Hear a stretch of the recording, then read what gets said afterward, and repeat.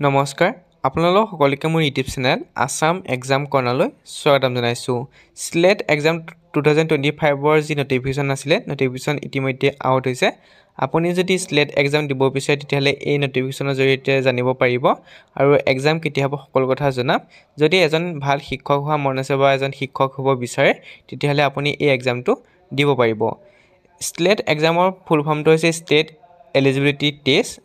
আপোনালোকে এই এক্সামটো দিব পাৰিব অসম চৰকাৰৰ দ্বাৰা অনুষ্ঠিত হয় এই এক্সামটো পাস কৰিলে আপুনি যি টিচাৰ হোৱাৰ এলিজিবিলিটি হেখিনি আপুনি এখোজ পাৰ কৰিব অৰ্থাৎ আপুনি বিএড কৰাৰ পিছতো এই এক্সামটো প্ৰয়োজন হয় তেতিয়া আপুনি যিকোনো কলেজ বা ইউনিভাৰ্সিটিত টিচাৰ হ'বৰ কাৰণে এটা সুবিধা পাব স্লেট এক্সামৰ কাৰণে আপোনালোকৰ এলিজিবিলিটি কি লাগিব মই কৰিছো আপোনালোকে মাস্টাৰ ডিগ্ৰী পাস কৰিব লাগিব মাস্টাৰ ডিগ্ৰী পাস কৰিব হলে জেনেৰেল বা আনৰিজাৰ্ভ বা জেনেৰেল ইডব্লিউএছ ক্যান্ডিডেটে 55% মাৰ্কস আপোনালোকে মাস্টাৰ ডিগ্ৰীত পাব লাগিব আৰু যিসকল এসসি এসটি বা পিডব্লিউডি বা ওবিসি ক্যাটাগৰী তেওঁলোকৰ মাস্টাৰ ডিগ্ৰীত 50% মাৰ্কস থাকিলে হৈ যাব 50% মাৰ্কস থাকিলে তেওঁলোকে এই এক্সামটো দিব পাৰিব কিন্তু জেনেৰেল ইডব্লিউএছৰ কাৰণে 55% মাৰ্কস আপোনালোকৰ প্ৰয়োজন হ'ব গতিকে এটো হৈছে আপোনালোকৰ এলিজিবিলিটি আপোনালোকৰ যি এক্সাম আছে এক্সাম আপোনালোকৰ যি মাস্টাৰ ডিগ্ৰী সাবজেক্ট হেই তাৰ ওপৰত ভিত্তি কৰি হয় এটা দুখন পেপাৰ হয় এখন পেপাৰ আপোনালোকৰ মাস্টাৰ ডিগ্ৰী যিটো সাবজেক্ট পঢ়িছিলে হেতু ওপৰত হ'ব আৰু এখন পেপাৰ আপোনালোকৰ যি আপোনালোকৰ ৰিজনিং এছাৰটেশন বা জেনেৰেল এৱাৰনেছ এইবিলাকৰ ওপৰত ভিত্তি কৰি দিয়া হ'ব দুখন পেপাৰ হ'ব দুখন পেপাৰ আপোনালোকে দিব লাগিব হেইখিনি কথা মই জনাই আছো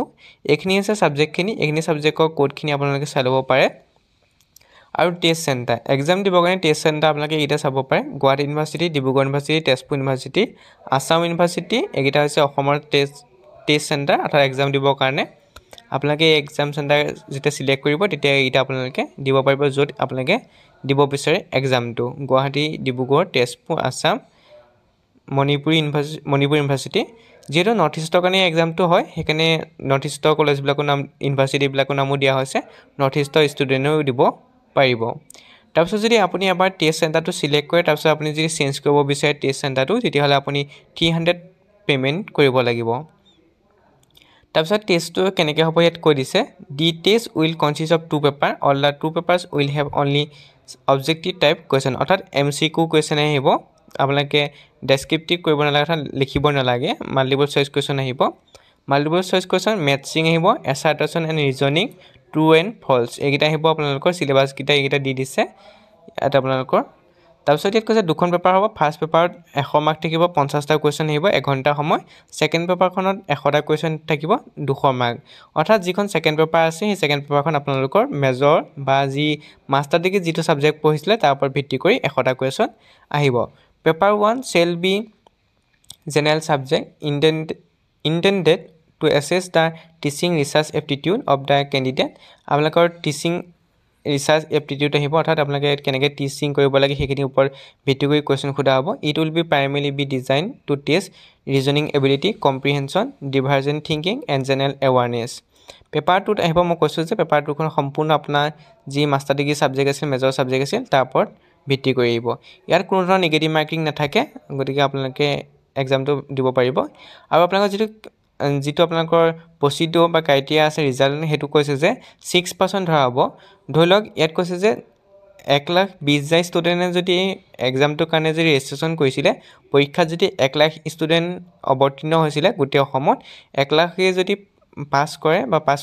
কৰিলে ধৰিলক 1,00,000 পাস কৰিলে তাৰ ভিতৰত 6% ৰখা হ'ব অৰ্থাৎ 6,000 ষ্টুডেন্ট হাকে আপোনালোকৰ এসিস্টেন্ট প্ৰফেসৰৰ কাৰণে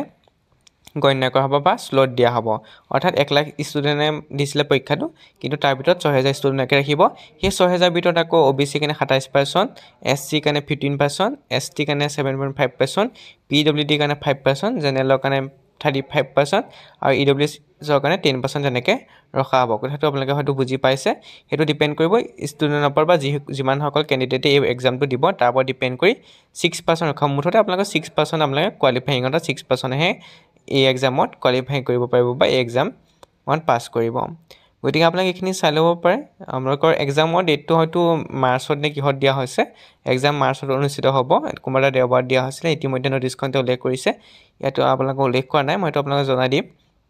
পিছৰ পৰ্যায়ত যেতিয়া অনলাইন এপ্লাই চলিব অনলাইন এপ্লাই চলি আছে মই আপোনালোকক অনলাইন কেনেকৈ কৰি সেইটো দেখুৱাই দিম ভিডিঅ' যদি নতুনকৈ আছে চেনেলটো ছাবস্ক্ৰাইব কৰি দিব চেনেলটো এনেধৰণৰ নটিফিকেশ্যনবোৰ পাবৰ কাৰণে আৰু যিটো অনলাইন প্ৰচিডিউৰ আছে মই আপোনালোকক ষ্টেপ বাই ষ্টেপ দেখুৱাই দিম প্ৰথমৰ পৰা শেষলৈকে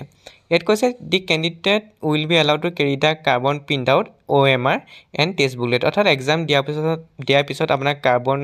প্ৰিণ্ট আউট এটা দিব আপুনি কি OMR চিটত ফিল আপ কৰিলে তাৰ এটা কাৰ্বন প্ৰিণ্ট আউট দিব আৰু আপোনাক যিখন টেষ্ট বুকলেট আছে যিখন কুৱেশ্যন পেপাৰ আছে সেইখন আপুনি লৈ আহিব পাৰিব আৰু কৈছে যে আনচাৰ কি পেপাৰ 1 পেপাৰ 2 আনচাৰ কিসমূহ আপুনি এক্সাম দিয়া 7 দিনৰ ভিতৰতে যিটো স্লেটৰ ৱেবছাইট আছে তাত উপলব্ধ হ'ব বুলি তেওঁলোকে উল্লেখ কৰিছে আৰু এইবিলাক উল্লেখ কৰিছে আপোনালোকে চাব পাৰে কেনেকৈ আপোনালোকে অনলাইন ফিল আপ কৰিব সেইখিনি কথা উল্লেখ কৰি দিছে চাব পাৰে আপোনালোকে মই যেটো দেখুৱাম তেতিয়া আপোনালোকে গমে পাব কেনেকৈ অনলাইন ফিল আপ কৰা হয় বা কি ডকুমেণ্টছ দৰকাৰ হ'ব ডকুমেণ্টছ বুলি ক'লে আপোনালোকৰ যদি কাষ্ট হয় কাষ্টৰ চাৰ্টিফিকেটটো প্ৰয়োজন হ'বই চাগে আৰু মাষ্টাৰ ডিগ্ৰী আপোনালোকৰ মাৰ্কশ্বিট তেনেকুৱা প্ৰয়োজন হ'ব সেইখিনি প্ৰয়োজন হ'বই পাছপোৰ্ট চাইজ ফটো লাগিব ছিগনেচাৰ লাগিব সেইখিনি দৰকাৰ হ'বই আৰু OMR চিট দিব বুলি উল্লেখ কৰিছে কেনেকৈ গোল কৰিব লাগিব সেইখিনি কথা ইয়াত কৈ দিছে আৰু আপোনালোকৰ পে'মেণ্টটো মই এটা কৈ দিওঁ ফিজটো জেনেৰেল কেটেগৰী ষ্টুডেণ্ট বা আনৰিজাৰ্ভ কেটেগৰী ষ্টুডেণ্টে 1200 টকা দিব লাগিব এক্সাম ফিজটো OBC 1050 টকা জেনেৰেল EWS 1050 টকা আৰু PWD 800 টকা দিব লাগিব এইখিনি গুৱাহাটী ইউনিভাৰ্চিটি ডিব্ৰুগড় ইউনিভাৰ্চিটি চেণ্টাৰৰ কণ্টেক্ট কৰিবলৈ কৈছে গতিকে আপোনালোকে চাব পাৰে